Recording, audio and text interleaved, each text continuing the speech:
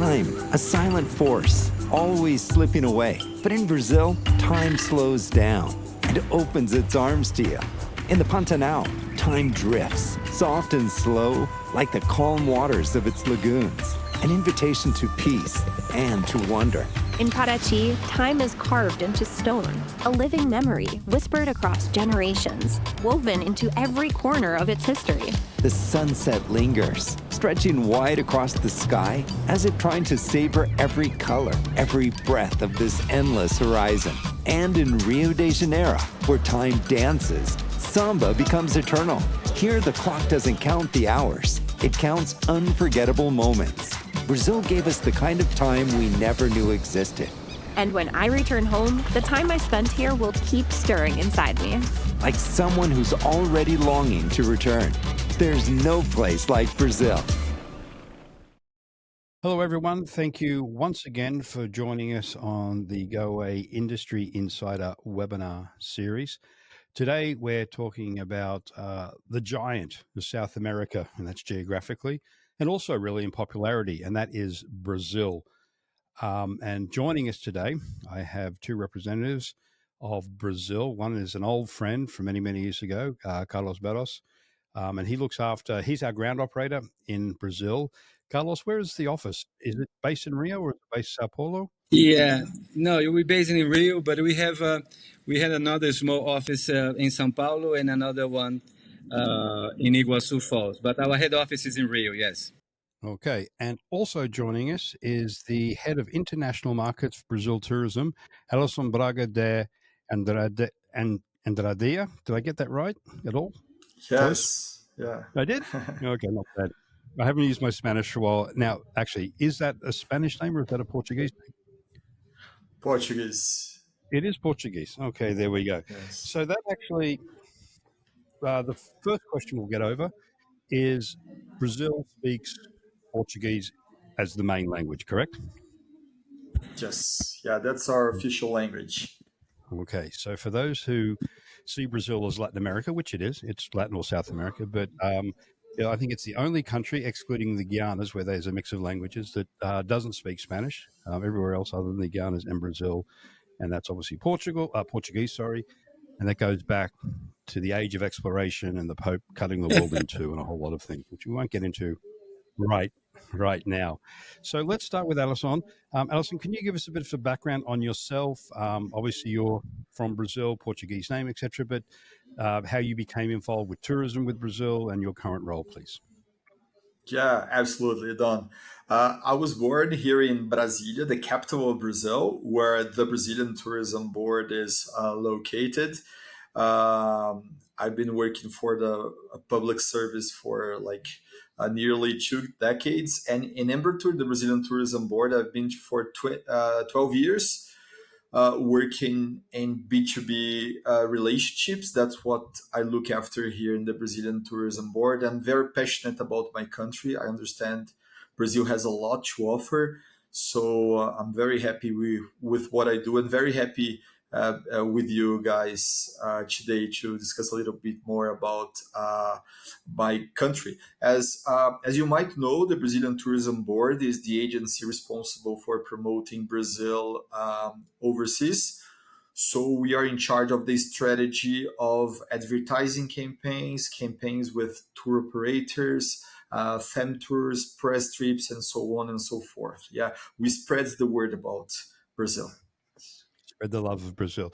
I'm not sure if you mentioned it in your answer, and I might have misheard. Did you say you were born in Brasilia? Yes. Oh, you were born in Brasilia.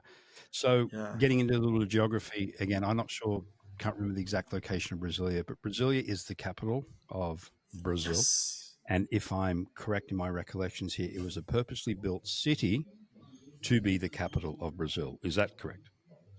Yes, absolutely. The capital of Brazil used to be the famous Rio de Janeiro.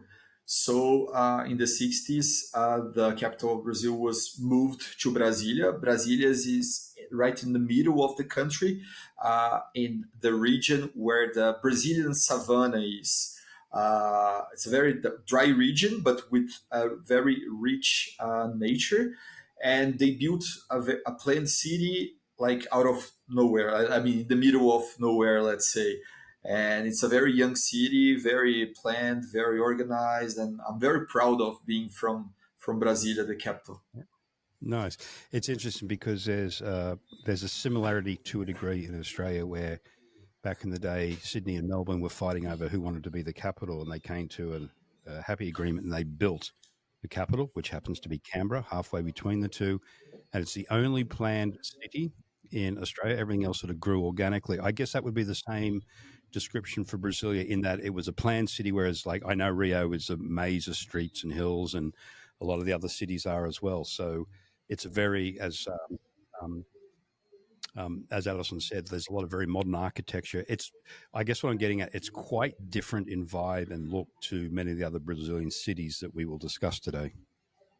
Yes, absolutely. And speaking of destinations, people know Brasilia as this the civic capital of Brazil. Of course, like public buildings, everything is here. But around Brasilia, you have like amazing waterfalls, like Chapada dos Veadeiros, where you can like see beautiful waterfalls. You have nice wildlife. So Brazil is also an interesting spot in Brazil. Yeah, I would love Okay. to see more Brasilia in the programs. I really believe Brasilia it's today a very important hub.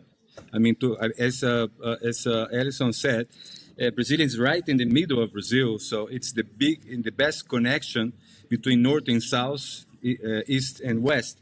So, for instance, to go to the Amazon from the south or from the southeast, Brasilia would be the ideal place where it is really a national hub. And it is a fantastic city. Fantastic. It is, it's a city that was built by one of our most famous architects, Oscar Niemeyer. And it's a city that was conceived about 70 years ago and is still modern on nowadays in terms of, the way of living, the lifestyle, the distribution, the organization. It's a very, very interesting city. Sorry to interrupt, but I love Brazil, so I wanted to No, just. no, of course. That's what we're here to talk about. Now, on that point, I've yet to officially introduce Carlos, which we'll get into in a minute. But no, not at all. One of the good things and stroke bad things about Brazil, it's so big, it has so much to offer, but because it's so big, it's hard to get it all in one trip, and there's so many options as well, which we will discuss. We can't discuss everything today. We're going to hit sort of the bigger sites and the more famous, well known. But this is basically it's a shameless plug. I am going to be sitting now with Carlos at a later date to do a podcast, and we're going to talk about some of the lesser known, lesser visited areas. One will be Brasilia, the Pantanal, the northern coast of Brazil, as well. Now, on that note, let me officially introduce Carlos. As I mentioned, Carlos is a friend from many years ago. Now, Carlos is coming to us from Madrid in Spain. As we've learned, we've got Alisson coming from Brasilia in Brazil, and I'm sitting here in Toronto in our basement little studio. So, Carlos, can you tell us, I guess, how you got into tourism? Because you are also Brazilian by birth, correct? Yes. I'm raised and born in Brazil, and I'm in Madrid just for familiar reasons, but actually I live in Rio. Well, Don, I actually started my professional career in the hotel business. I have a degree in hotel management, and I started it many years back, working for some good hotels in Rio. I worked for, at that time was Le Méridien. Today is the Hilton. I started there actually on a management trainee at the Le Méridien. Then I worked for Rio Palace, which that's today is the Fairmont. And I ended up working at Sheraton Rio, where I have reached a position of rooms division manager at a very young age. But at the same time, when I was about to really grow my hotel business career, I received an invitation to join a ground operator, and I decided to try it because hotel somehow gives you some limitation, you know. And as a ground operator, you really expand your horizons. And then I discovered my true passion, that was showcase Brazil as a travel destination, you know, and also to help to create experiences, you know, and take people to really enjoy and love Brazil as much as I love. So I have been traveling extensively along these nearly 40 years that I'm in this business. It's amazing, you know. You said it was just like yesterday, but it's nearly 40 years now. I was very young when I started. So Right. So, yes, and so you're not only born in Brazil, you're born into selling and marketing well, no, Brazil. it's very easy when you love something, you know. Okay. Well, thank you both for that background information. It's always nice to know that our guests are experts, and you can't be any more expert than you two, being born in the country, of course, and then working in the industries for as long as you have. So, as I mentioned in the introduction, you know, often Brazil is called the giant of South America. And we mentioned the language differences between other Latin countries. Let's get into some basics of where is Brazil. Let's throw that one to Alisson. Can you just give us a geographical setup of where Brazil is located in the South American continent? Uh, excuse me, just before you, Alisson, See, Don, let me give you a data that that might be important and okay, relevant in this always. conversation. Portuguese. Portuguese is the most spoken language in South America. Ah, that's interesting. And I actually know that stat, and that's based on the population of Brazil, which is, do either of you know that? I'm sure one of you know that. Can you throw that out at us? 213 million, according to the last census about 3 years ago. Wow. So it might be 225 million. Wow. That's a lot of So people. we Portuguese is people think that Latin or South America in this case, uh, Spanish is the most spoken language, but it's not. It's Portuguese. Sorry. Interesting. Yeah, that's very interesting. Okay, so let's go back to Alison on my original question of location of Brazil within the South American continent. Okay. Brazil is in South America, as you said. It's the largest country on the continent, bordering many countries and stretching from the Amazon in the north to the Pampas in the south, with a vast Atlantic coastline. Probably in this conversation, we'll be touching some sun and beach destinations in Brazil. So we'll explore this more about the Brazilian shore. And as you said, the official language is Portuguese due to Brazil's colonization by Portugal, starting in the 1500s. So Brazil is a continental country, and if you look at the map, it's clearly the biggest one. Oh yeah, it's big. So let's get into a couple of things where the size of the country has a bearing on any itinerary planning and where to go and see and do. So let's get into the first one is getting from North America into Brazil. Obviously, flying is the way to go. What are the main gateways into Brazil, please? Let's go with you, Carlos, on that one. Well, São Paulo is the most important gateway in Brazil, followed by Rio de Janeiro. But Mm-hmm. in the recent years, Brazil, because of its continental size, it cannot be dependent on hubs like São Paulo or Rio. So there are many gateways that you can access to Brazil at the moment. From Amazon to the south of Brazil, you have international direct flights. Actually, Embratur has done a great job in classifying, the connectivity of Brazil. And the first time I saw the connectivity of Brazil, I was really, you know, it's amazing the enormous number of flights to many different destinations in Brazil. I think from the US and from North America, we have at least 4 or 5 gateways from different cities.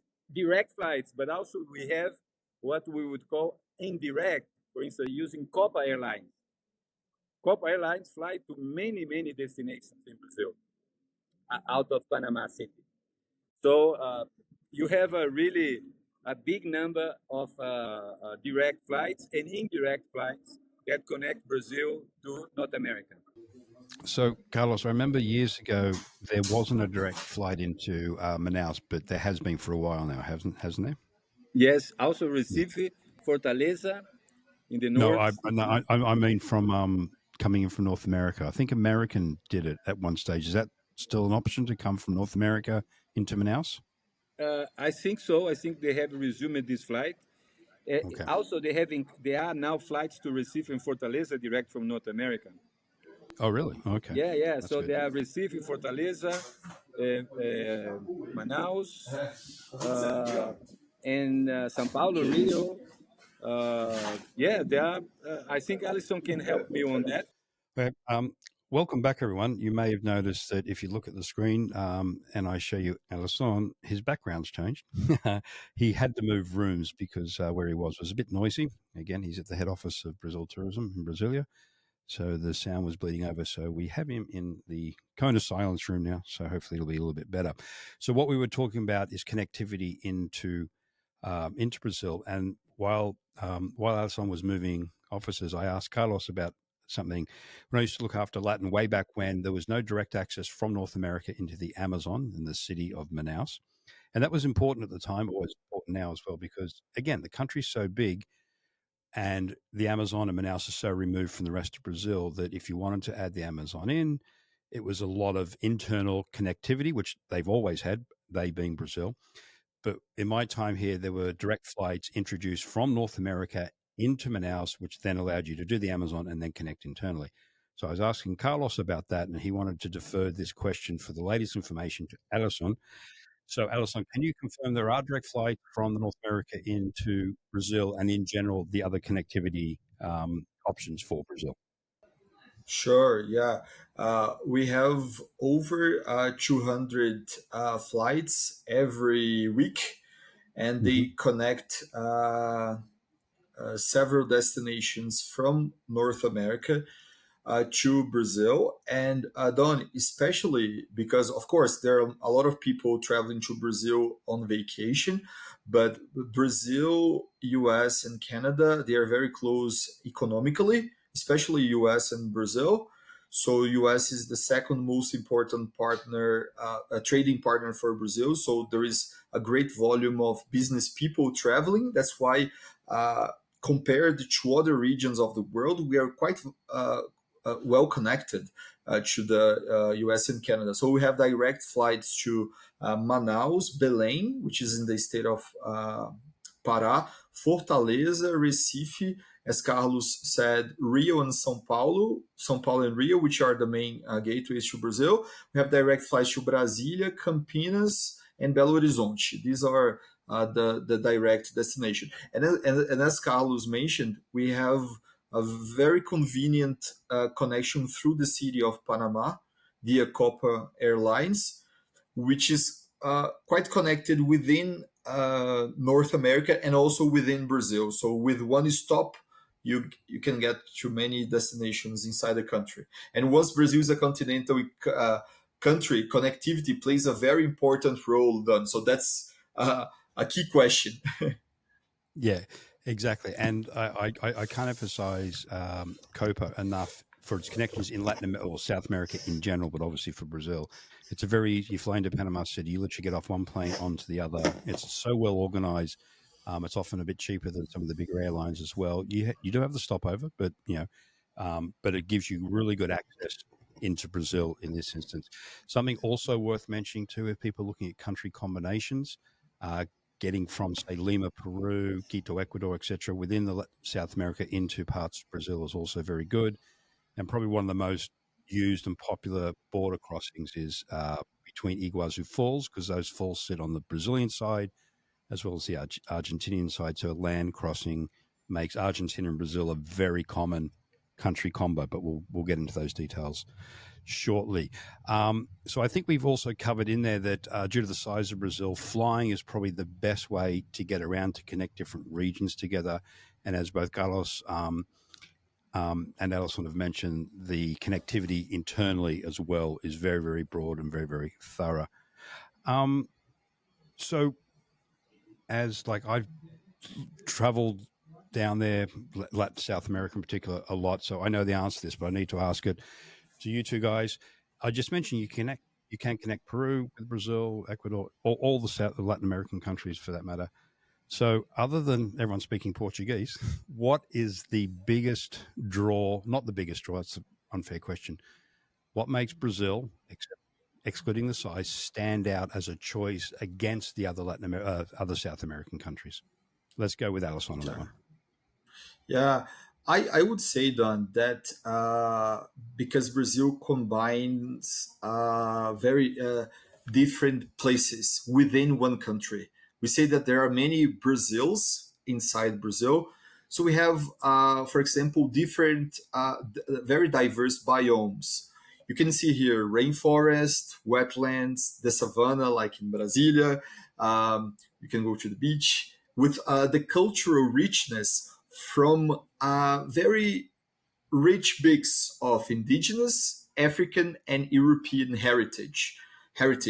So this is what I would say, like diversity and a wide variety of options you have within your country, within one country, that you cannot have anywhere else in the world. And in terms of nature, if you look at the rankings of nature resources in the world, Brazil is always at the top of the rankings, because you've got like everything you look for here in terms of nature. So, and this is combined with our vibrancy, the vibrancy of the people, and the parties. That would make Brazil different from other. The parties. Yeah. So, Yeah, well, except for snow, yeah. except for snow, Yeah. everything else you can get in Brazil. Yeah, and I don't think a lot of North Americans. Yeah, I don't think a lot of North Americans are thinking of Brazil when it comes to snow. That's a very good point that that you brought up, Alisson, because the average traveler who's not been to Brazil or knows very little about it, when it comes to nature, their first thought will be the Amazon. Naturally, right? It takes up a huge percent of the continent, let alone the country. But to your point, like there's savannas, there's the Pantanal, which is just like this beautiful wetlands. If anyone's been to Botswana and the Delta, it's an equivalent there. There's lots of really good wildlife. There are jaguars down there hunting caiman and stuff. So if you want that safari photographic experience, that's Brazil. It has its deserts, has its savanna. Of course, it's got the beautiful coastline as well.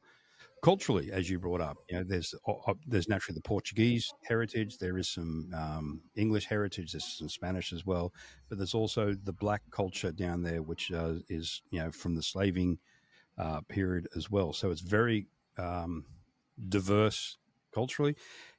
Is it fair to say, like Argentina has probably a stronger Argentina has a stronger European influence or thing? Does Brazil look to Portugal in any way? Are there sort of stronger cultural ties to this day, or is it really two separate entities? Well, I think may I, Alisson? Ooh. May I try to? Sure, absolutely, yeah. Brazil, it's a nation. Although it's very diversified, but it's a nation. We speak the same language. We celebrate same festivals all over the country. We also enjoy the traditional food from north to south. Of course, every region has its own culinary, which is exceptional, very special. And as Alisson said, Brazil really offers a contrasting experience in many senses. And one of the challenges that I think we all have to take, including you guys in Galway, is that we don't have enough repeat business. Some people consider that they come to Brazil once, they see the major attractions, and it's like, tick. And it's not. Brazil has a lot of different Brazil to offer. In compare to our neighbors, I normally say that, I don't know how it will be understood, but I say Brazil is bossa nova. The other South America are bolero, you know. they, they they Okay, are bolero. fair They enough. are not like Fair us. enough. We are bossa nova and samba. So it's Well, okay. So, so my next question actually feeds off the back of Carlos's answer there. It was a general question of what to see and do in Brazil, and Carlos has already intimated that the average traveler, and I know this from history and whatnot, that they will go in and see the big sites. So, Alison, can you list, I guess, the big five or what are the most famous, most visited sites and or areas of Brazil, where they're located, and then we'll expand from there. Oh yeah, actually, I'll talk about the most visited one, Carlos, and I count on you in terms of bringing like what Don says about the hidden gems, what people should visit. The most visited cities in Brazil are Rio, because it's the iconic city of the country. São Paulo, also because of business. Foz do Iguaçu, due to the waterfalls, like the amazing waterfalls. Um, Manaus, because of the Amazon rainforest, and Salvador. And Salvador, as you said, Don, has this important Black African heritage. Salvador is the most, let's say, African city outside Africa. So these are the top five most visited cities in Brazil. But what, as a tourism board, as Brazil, we want to show the world that, okay, these top five destinations are great, but we have some what we call hidden gems. And they are much more than people can expect. And I think Carlos can explore more about these destinations. yeah. Every of these major attractions has some hidden gems. Like Rio, you have Paraty. That's not far. It's a fantastic hidden gem. You have Ilha Grande, nature, brutal. Beach, coast, wonderful. Nature. Yeah. You have Pantanal, that's centrally located, which is actually a place that it's a continuation of the Amazonian ecosystem. It is connected to the Amazon. It has the same influences, and it is the geographical, geodesical center of South America. It is a very, very important area that not many people knows. I mean, the amount of wildlife you can find in Pantanal, you don't see anywhere else in the planet. The same diversity and quantity. You can see 70 different bird species in one day in Pantanal. Yep. 70 classified. 70 different species. Then you see a lot of wildlife. So the places like in the Amazon, everybody always think of Manaus and the surrounds, but you have Belém. Belém is a fantastic hidden gem of the Amazon. It's a city that was concepted uh, by during a time where they, because of this proximity to the ocean, it is, I mean, the Amazon has developed from Belém, not from Manaus. No, it started in Belém because it's closer to the ocean. So you can see that's the richness of architecture, the avenues of Belém. You don't think you are in the Amazonian city. That's why the Brazilian government decided to select Belém to be the host city of the United Nations Conference for Environment now in this year in November, because Belém is a spectacular city. The nature in Belém, it is absolutely fantastic. So this is another gem city. And I could list it, Don. I could list a lot of things. You have the Lençóis Maranhenses, this big this big national park. Well, by the way, Brazil has 92 national parks. It's a lot of national parks, Yeah. a lot. So there are a lot of hidden gems that we have to explore. Actually, we have been working closely with you guys to really put on the, put all these places on the map, to really be the first one in the market to promote these kind of things, like in Salvador, in Bahia, very close to Salvador, you have colonial cities that keep the same African traditions that you don't even not find it in Africa. Yeah.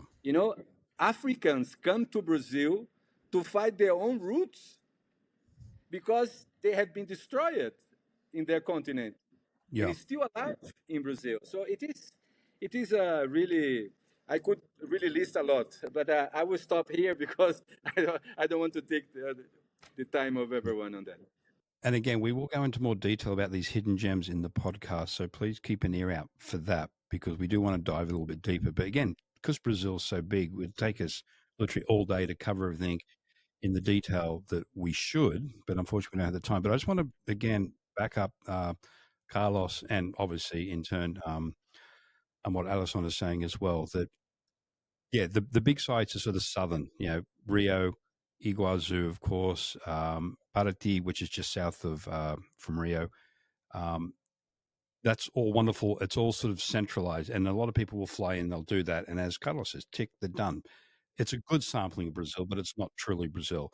I'm a huge supporter fan of the Pantanal. I think too many people overlook that region because they don't know about it, and this is why we're here today to explain to you, our travel partners out there, that please pass on to your clients that there's more to Brazil than, I guess, the big three, Rio, Iguazu, and the beaches in general terms as well. So I was lucky enough to drive into Brazil from Venezuela back in the day into Manaus, take the riverboat, barge and riverboat on two separate occasions down the Amazon to Belém, as you mentioned, Carlos. It wasn't quite as tourist developed back then, but it was still very, very appealing. Then we were lucky enough to drive the coast, pretty much the Atlantic coast, all the way down to Rio. So we hit places like Olinda, Fortaleza, Recife, all these beautiful colonial Portuguese influenced little towns along the coast, very, very rich in history as well. Now, in my view, the other big famous thing of Rio, of course, is Carnaval, which we'll spend more time with Carlos in the podcast on that.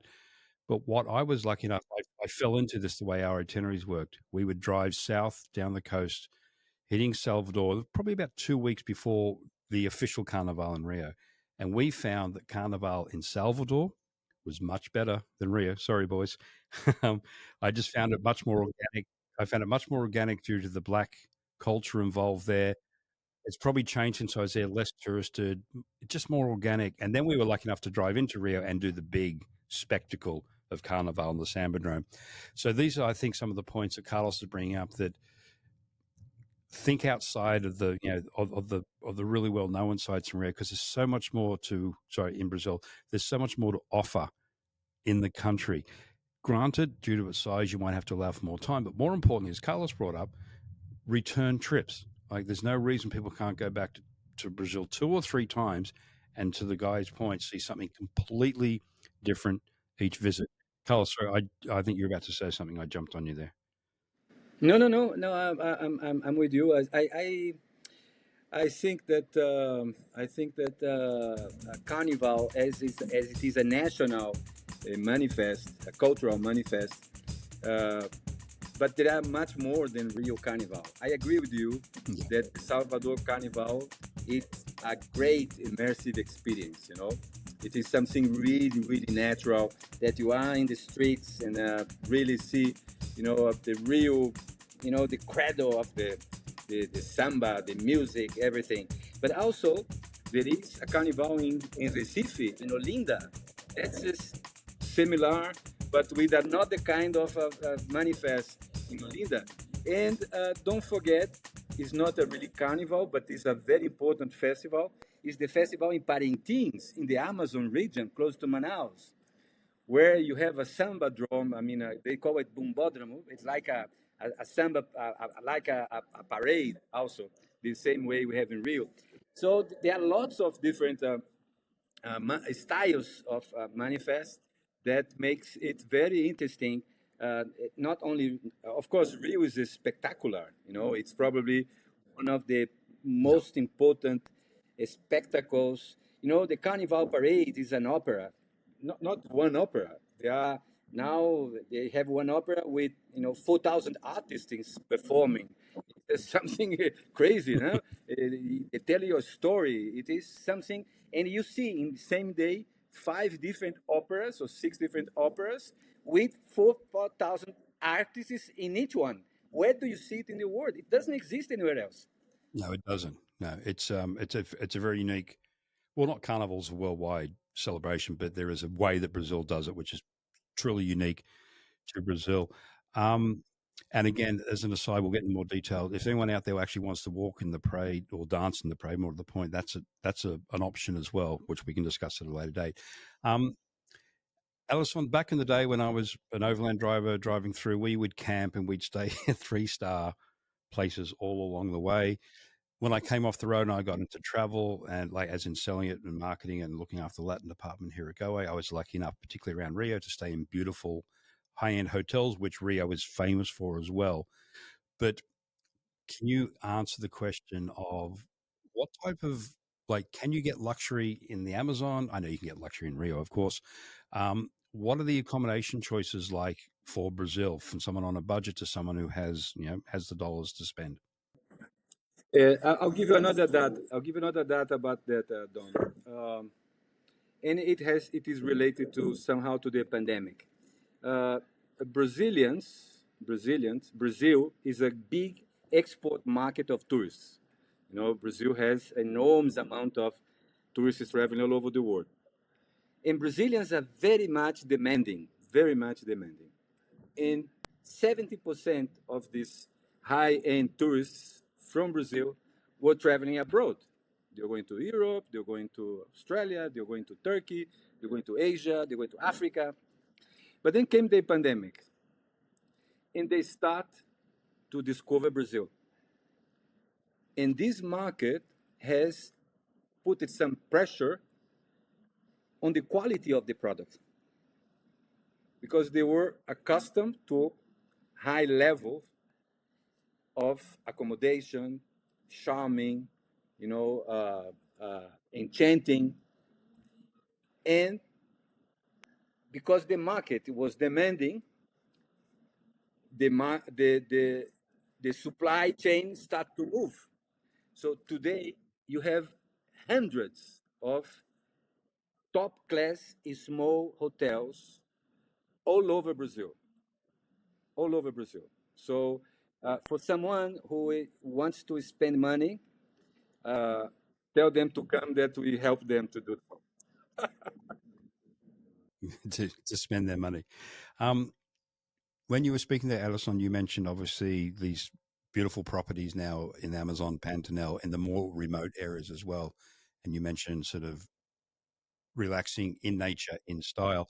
By extension, does Brazil offer areas, be it anywhere from jungle to Rio, for people looking for wellness type getaways? Now, in our world, wellness can be anything. It can be sitting there in the jungle, it can be spas, etc. Does Brazil offer that broad description of a wellness getaway?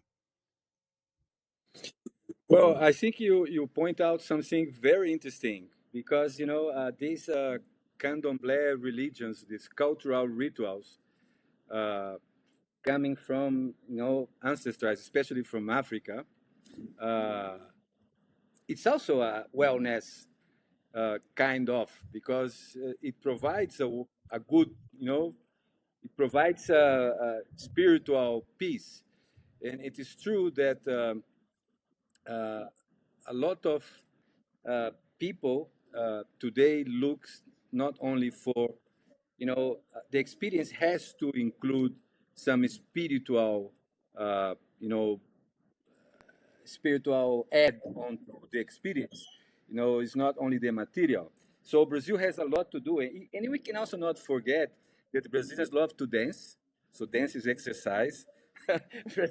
Brazilians love to go to the beach, and there is a beach culture in Brazil that require that you look good. So you have to really take good care of your body, of yourself, and yes, and Brazil is definitely a very spiritual country, and Brazilians are very spiritual.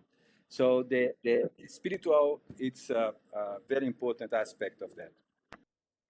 So, by extension to that conversation, cultural experiences, not wellness, which is also can be cultural, but a pure cultural experience is available. I.e., you can immerse yourself, Carlos, as you've already mentioned. You have people of African American descent coming over to Brazil to retrace roots, find their roots, that type of thing. I know in the early days when I was selling South America and Brazil, a lot of people, again, back to the Amazon, immediately think they can go off and see the lost tribes of the Amazon, which I know can't happen. We don't do that. No one should be doing that. But from a cultural experience, like immersing yourself with people from the Amazon, with the Black community, with a local Brazilian, are those options available for people?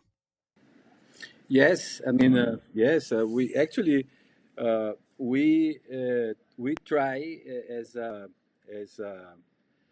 as somebody who loves to develop experience that can deliver some impact. We look for immersive things, you know, and Brazil has a lot of immersive things to offer. As I said, you know, we have the capoeira, for example. You go to take some capoeira classes on a capoeira studio, you know, in a capoeira gym with the capoeira people. Or jiu-jitsu. Jiu-jitsu became something very important worldwide, you know, and Brazilians are the top jiu-jitsus in the world. So, or you can try to have, now I'm going to tease you, Dom. You know, have you heard about the Brazilian storm? Huh? Do you know what is that?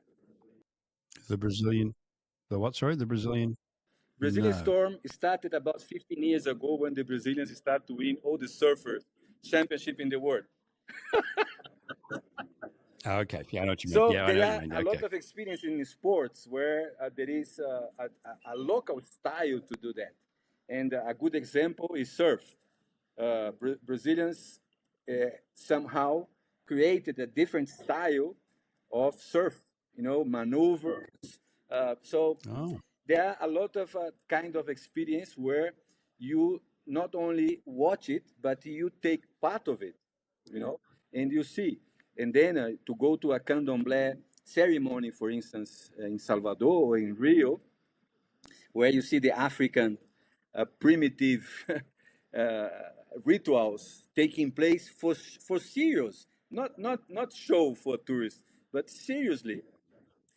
There are many things yeah, that can be exactly. done in that Yeah. sense of cultural immersion. Yeah. It's again, this goes back to the size and diversity of the country. There is so much to see and do. Um, for the sake of time, I'm going to ask and answer my own question here. Like, there's also adventure options just out of Rio. Like, you can go rock climbing, you can go hang gliding. There are mine towns nearby where you can go into disused mines and visit there. There's stunning colonial architecture throughout all of Brazil. Again, going to the Amazon in itself is an adventure. It had, I think Brazil is the only country that has an opera house in the heart of the rainforest, which was famous because at one stage Manaus was the most prosperous city in the Western Hemisphere due to the rubber exports from that area as well.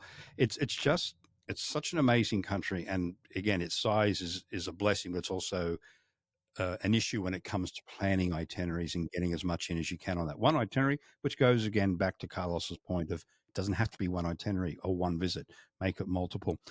Just as so to wrap up, or not wrap up, but just to get some sort of more um, some logistical questions answered for our travel partners out there.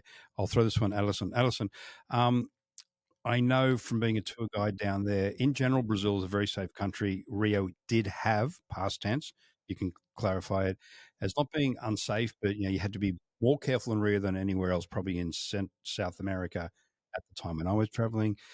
That's my very not nice way of asking: is Brazil a safe country to travel to for our partners?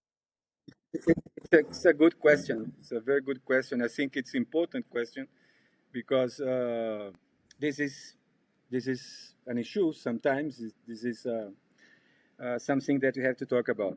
Uh, uh, we cannot avoid to say that yes, the big Brazilian cities like São Paulo, because Rio is a big city. The fact that Rio has lovely beaches and a fantastic nature landscape, but Rio is a city of 6 million people, so it's a big city. The good thing about this, Don, is that this challenge of, let's say, control or guarantee somehow, of course, nobody can guarantee it, can voucher 100%, but especially in a big city. But, the technology today is a great helper. Rio is a smart city. So a smart city, it's a technology of things that has integrated immediate analysis and control and response. Rio has a central operation with hundreds of cameras that control over 50 cameras all over the touristical Okay. areas. And being a smart city, it means that if it's an accident or a car crash or whatever happens, a fire or anything that happens, there is an immediate response from the different fire brigade, lifeguards or whatever is required. So I would say that we cannot control we do have challenges, but the government and the country itself has been in the last 10, 12 years, investing a lot of money in technology to help to really offer a very, very safe environment. And also, not for tourists, for Brazilians, for locals. And again, I'd like to echo that. Even back in the day in the 90s when I was traveling through Brazil in general and South America, I've never felt anything but safe in all the countries down there. And back then, as I say, when we were doing the whole 3-star, when we came into Rio at Carnival time, we stayed in the red light district of Rio because it was cheaper. So you'd expect more sort of street crime around there. But we walked the streets late at night, never felt threatened at all. And that's like 20, 30 years ago. And as Carlos has mentioned, the city, the government, the country has taken steps to improve that, not only for tourists, but for Brazilians as well. So I think, I always have to ask these questions of any country. But I think it's nice that the official word from the tourism board is just take the common precautions you would in any other city, which is what we say about anywhere. So in short, Brazil's fine. Just be smart, and you'll be fine. Another question for you, And also, let me just add something else, please. Don, that I think it's also important to say. At the other day, we were having an analysis in a group of work. We were analyzing the number of incidents that happened with visitors into Rio, and we realized that the great majority, I'm talking about more than 90% of the registered cases in the police station was people that came without any travel agency involved. People that travel by their own, Yeah, independent. Yeah, independent travel. That there's nobody helping to organize, nobody giving them the orientation, and on top of that, nobody giving them assistance. So I always say that traveling to anywhere, you have to have a professional to help you to make your life easy. I Somebody agree. that. So yeah. Yeah, I agree 100% because if something goes wrong, I'm not talking personal security here or safety. If anything goes wrong with a cancellation or a change of plans locally, whatever it may be, if you've done it independently, not a problem. If that's how you or your client wants to book, that's obviously their choice. Client's always right at the end of the day. But this is basically pushing to our travel partners out there, why you're so important to us and in turn to your clients, that your backup and in turn Goaway's backup with you will give you that backup in country should something go wrong. So it's a good point that Carlos has brought up. Alisson, can I ask you, on the subject somewhat of safety, is Brazil a welcoming destination for the LGBTQ plus community? We'll join our regularly scheduled program after these messages.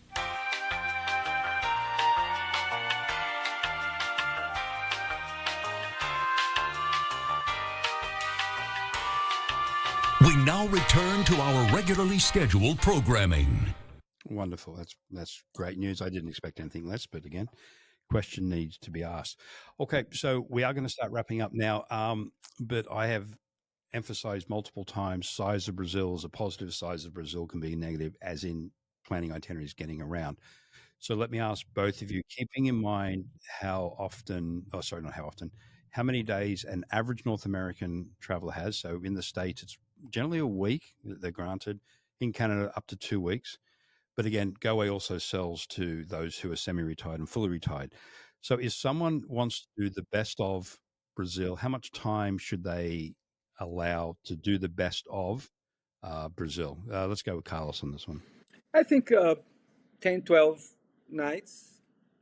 10, 12 nights would really would really deliver a fantastic experience, contrasting, lots of world famous attractions. You know, you think about Iguazu Falls, Rio, Pantanal, Lençóis Maranhenses, for instance. You know, Lençóis Maranhenses is this national park where we have these immense sand dunes with 35,000 kilometers, round, where you have hundreds of lakes with crystal clear water, fantastic temperature. You do this, from a desert with lots of oases in the middle, lakes and so on, but it's a big desert, like the ones you find in Dubai or what else, the same, but with the water. Then you have the Amazon, then you have a Rio, then you have the falls. Jesus Christ, this is a trip of a lifetime. It is so contrasting. Yeah, and I agree. This is again one of these sort of hidden gems that a lot of people will not know about that that is on offer in Brazil. So a good 10 to 12, 14 days would be ideal, and that'll get you a lot of the big stuff. You could do Amazon Pantanal as well. That might be pushing it from a distance point of view. But again, take advantage of those direct flights in and out of Manaus, so you can come into Manaus and then head south, or go start south and head north and finish up Manaus and then fly home from there. There's a whole lot of ways and tricks to get that done. But again, you don't also, on the flip side, you want to rush your trip and cram too much into a sort of a 10 to 14 day itinerary, because then you don't really get to experience it truly. And there's, as I think you've discovered today, listening to us and the gentleman here, there's so much cultural and immersive stuff you can do. Anything from staying with the families in the Amazon, to the cuisine you eat, to martial arts, to dancing, taking part in the parade at Carnaval in Rio, if the timing's right. So that leads back to the obvious thing, that for you out there as a travel partner, Brazil's not a one-stop shop. It's not a one-visit destination. It can be sold, I'd say, 3 times. You could go back and, as I said earlier on, not see the same thing and see different parts of the country. So keep that in mind when someone approaches you about Brazil. Of course, probably the first trip will be the big ones. You can't get around it. It'll be Rio, it'll probably be Iguazu, and then one of the biggest sites, the Amazon Pantanal, added onto it. So that's generally what you'll be asked for in the first inquiry. But don't be shy to offer these other areas for that first itinerary, or hey, when you've done that, come back and do it again, and see something different. Just before we do go, a couple of questions, more so for Alisson. I assume that Brazil is well geared for, particularly Brasilia as the capital, is well geared for groups and conferences and that type of travel as well. We'll join our regularly scheduled program after these messages.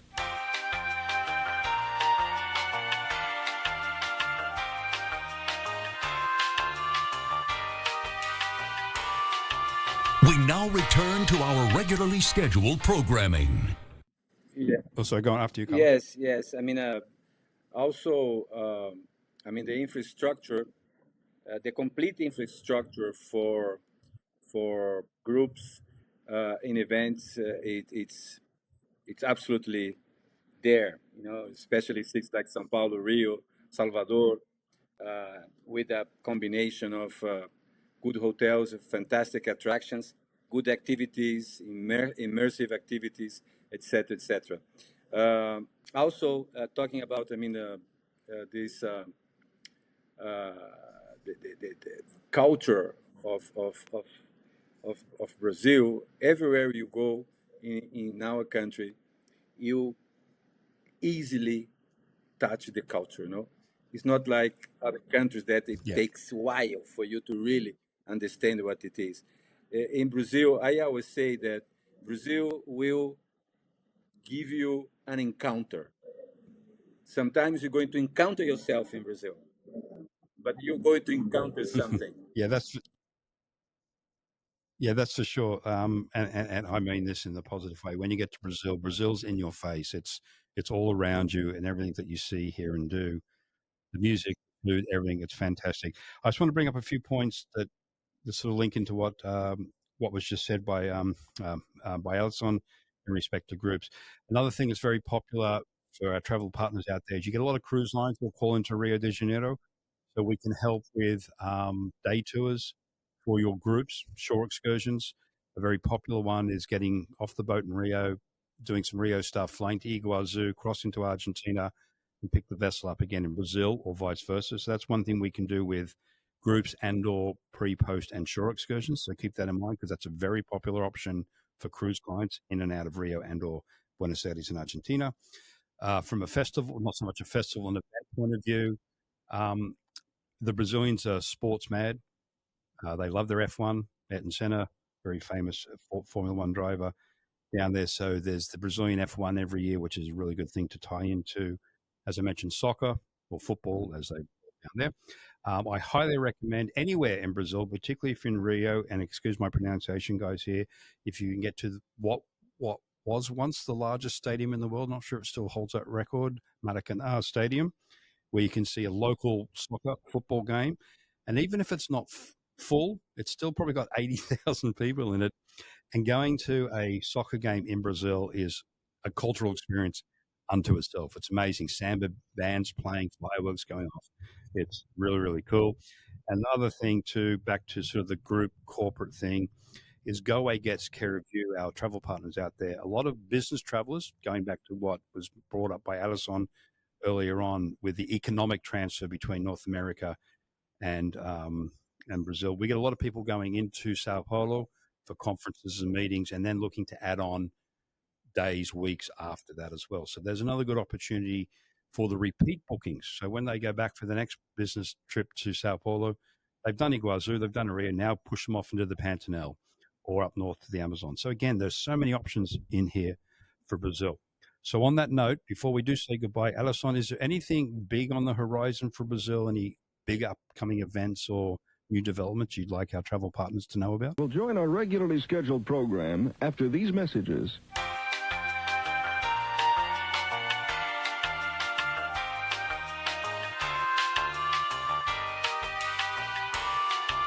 We now return to our regularly scheduled programming. Carlos, is there anything that you would like to leave our listening audience with in regards to Brazil from a product point of view or things that are developing or just a general farewell? Oh yes. Well, first of all, I really appreciate Don this invitation to be part of this. You and the rest of the team and Go Away, you guys are doing a fantastic job in promote Brazil and South America in general, but Brazil in special. And we really appreciate. We are really really happy. Yes, I think like the Christ the Redeemer in Rio de Janeiro, Brazilians are always with the open arms. Brazilians are really, really friendly. Brazilians love Americans or not Americans. Brazilians love foreigners. Brazilians love to welcome people. Brazilian, really, as I said, you come to Brazil, you're going to encounter something good. You're going to encounter something good. So I think that, especially in major markets like Canada, USA, people that travel has been really traveling all over.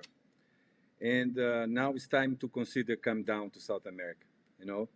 people that has been visiting to Europe, Africa, Asia. Now give us an opportunity to show how good we are. So please, I really encourage. Brazil is big, but it's not difficult, especially if you are in the hands of specialists like GoAway that really understand the country, that really understand the product. They have a fantastic sales team, a fantastic product team. So we have been working very, very close to really have a portfolio of the most important products in the country. So yes, we plan it for you. Just give us a brief of what your clients' requirements are, what they like, what they would like to see, and we're going to put it together. And I'm sure they will be very, very happy. The level of I'm sure. satisfaction of visitors coming to Brazil is very, very high. The NPL is 9.7. It's absolutely amazing. Well, there you go. Now, I'm a fan of Latin America. I've loved it from the day I was down there leading trips. So I echo everything that Carlos mentions about the region in general, but Brazil in particular. It's such a welcoming country, diverse country, all the things we've discussed. And again, that's what GoAway is here for. We have destination specialists who've lived down there, worked down there, traveled extensively down there. So as Carlos mentions, any idea that you have or that your client comes to you with, come to us, let us know what it is, and if it can be done, we will do it. Definitely. I generally say if you can think of it, we can do it. There are exceptions to that rule, of course, but really, if it's not out of this, out of the ordinary, or if it's not crazy out of the ordinary, and it's it's not an unsafe thing, we'll get it done for you. It's as simple as that, and we'll work hand in hand with our local operator down there, who is Carlos, as we're working on today. And make it happen for you. Now, I did ask a question of Alisson about his website. He got cut off just as he was saying it. He's back! So I'm going to jump back to that question. Alisson, if our agents want to get some general information on Brazil, the website address, please. Sure. They can go to visit Brazil spelled with an S, .com. And I have another recommendation here. We have a digital platform to learn more about Brazil, which is the Brazil Travel Specialist. So it's Brazil with S, travelspecialist.com. So you can take a course about Brazil and receive the certificate as a Brazil specialist. And then if you are interested in adventure and ecotourism, you can also take a specialized course and get a badge as specialized in ecotourism in Brazil. The same thing with MICE tourism. So I do recommend you to visit braziltravelspecialist.com and enroll in our course and become a Brazil specialist. It's wonderful. This platform is wonderful. Really, really good. Really, really good. So off the back of that as well, I highly recommend, for those who don't know, GoAway also has its own travel academy, and we have a very in-depth module on Brazil, or modules plural, on Brazil as well. So we highly recommend you do both of the programs. Same thing, you get again, ours is from the GoAway side of things, but again, it's more about Brazil itself. It's not a hard sell on GoAway. It's a lot of the information we discussed today. It'll be there for you. So by doing those 2 or 3 courses in combination, you will definitely come out as a Brazil expert, and then obviously get those bookings in to GoAway and make it count with the booking. One question before we go, and you brought it up there when you gave us the URL address, Alisson. You said Brazil with an S. I've always spelt it with a Z or a Z, depending on your pronunciation. What is the correct way in English to spell Brazil? Is it Z or an S? Yeah, in English is with Z. However, we keep Brazil with an S because it brings our authenticity, the original way of spelling this. Because in Portuguese, Brazil is spelled with an S, so it keeps our identity, our culture, and the pronunciation is the same. Yeah. Okay, so you're saying that you can spell it with an S or a Z, and you're correct. Yes, in Portuguese with an S, in English with a Z, but in our marketing initiatives, we'll use with an S to show authenticity of the country, and everyone will understand when they see with an S, Of right? course. Yeah. I was just curious because we had, okay, so on that note as well, How do you spell in English Carnaval? I've always spelt it Carnaval. Is it AL or IL, or does it matter? It's AL. Carnival. Hey, Yeah, I got you it got right it. all these years. I got it Don, right. you know a lot about Brazil. I'm personally impressed about this. Yeah, and I can see your enthusiasm about my country. So I got really happy to be interviewed by you. It was great. Yeah, no. As I said to Carlos, while you were sort of just logging back on, when I traveled there as a guide, I fell in love with the region. As I say, I set up the department here at Go. I love it with a passion. Even though I'm sort of out of the day to day now, we have our new VP Sean, who's also as passionate about it as I am. But I love the region and Brazil. Again, going back to our original conversation, it's Portuguese in its sort of heritage, obviously, but you go from the Spanish speaking countries into Brazil and back to what you said, Carlos. It's very much in a positive way. Brazil culture is in your face. There's a noticeable difference. That's something I don't think we touched on, or maybe you guys did. That if you do say Peru and Ecuador and then go to Brazil, you will see a difference in so many things, not just the nature. All South America has some beautiful nature on offer, but there is a noticeable difference when you hit Brazil to the other South American countries. It is that unique. It is that special. It is that different within the region. So, on that note, thank you both for joining us. Carlos from Madrid, Alisson from Brasilia in Brazil. It's been a really good talk. I hope you out there have got some good information.